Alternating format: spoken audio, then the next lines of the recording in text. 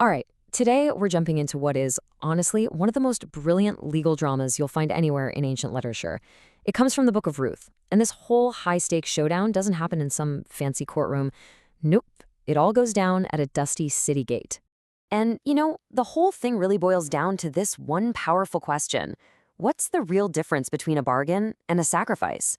Now, this isn't just some philosophical thought experiment. For the people in this story, the answer is going to change absolutely everything. So let's get to know the family at the heart of it all. Okay, so first, we've got to set the scene. We're talking about a family that is truly on the brink of disaster. And for our main characters, Naomi and her daughter-in-law, Ruth, the stakes, well, they couldn't be any higher. See, you've got two widows in a world that's completely run by men. And without a male heir, everything, their family name, their property, their whole future is about to just disappear. Forever.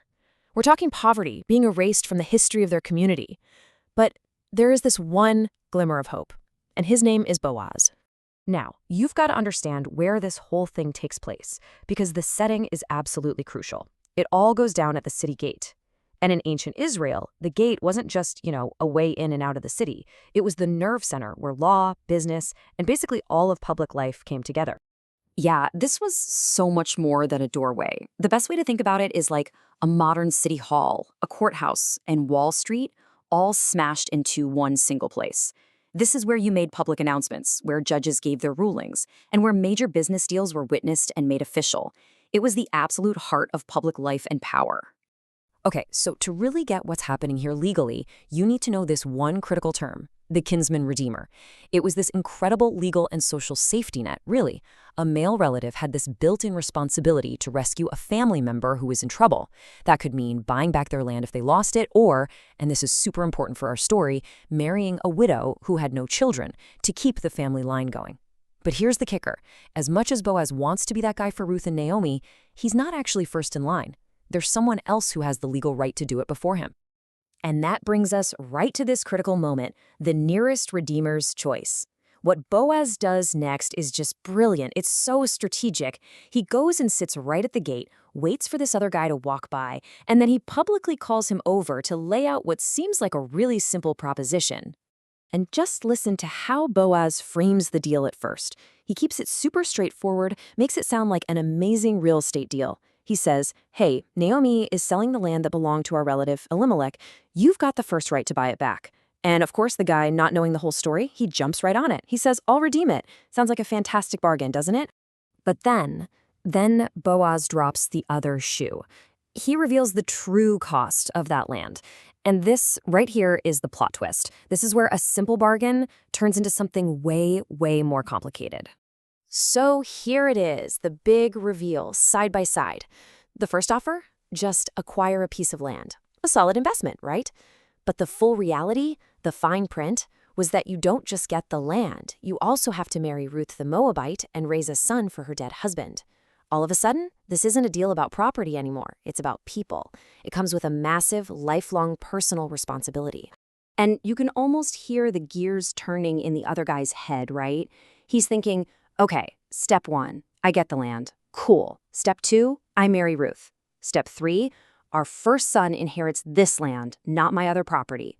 Which means step 4, my own estate gets smaller to provide for him. From a purely bottom-line financial perspective, his conclusion actually makes a lot of sense. Nope, can't do it. It'll damage my own inheritance. For him, it's all about the cost.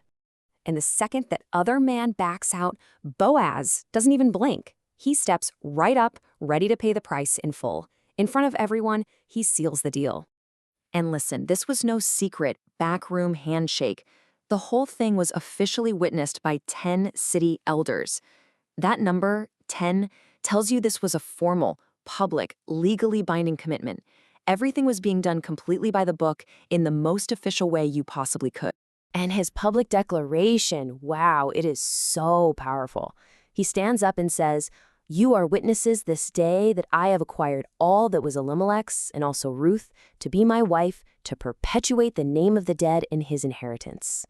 You see how he does that? He explicitly connects the property to the person. He's not just buying a field, he is restoring an entire family. So what does all this mean? What's the big idea here? Well, it really all comes down to the wisdom of Boaz and what his actions show us about what real redemption looks like. Here's what Boaz understood that the other guy totally missed. True redemption is so much bigger than a simple transaction. It's not about what you can get out of a deal. It's about what you're willing to give. It's costly. It's deeply personal. And its whole point is to restore and heal everyone involved. And that brings us right back to that question we started with.